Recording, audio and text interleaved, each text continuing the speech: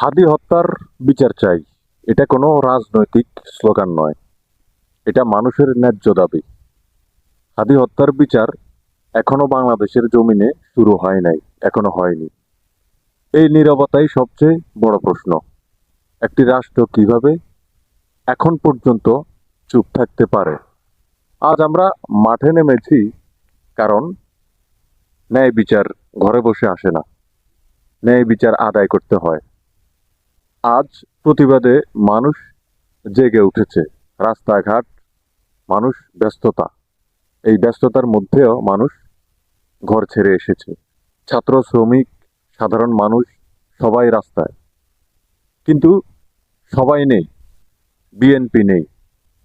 আমরা কাউকে আক্রমণ করতে আসিনি, কিন্তু বিএনপির উচিত ছিল হাদি হত্যার বিচারে চুপ না থেকে প্রতিবাদ করা। আমরা প্রশ্ন করতে এসেছি, বিচার কোথায়? হাদি একজন মানুষ ছিলেন, একজন নাগরিক ছিলেন। তার হত্যার বিচার রাষ্ট্রের দায়িত্ব।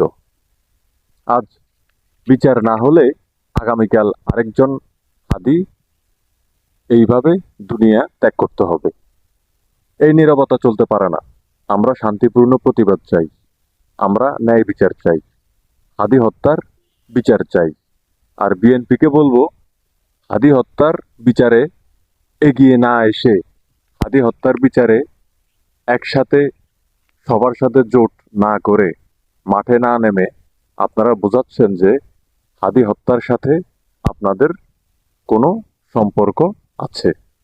না হয় আপনারা চুপ কেন? কেন আপনারা চুপ?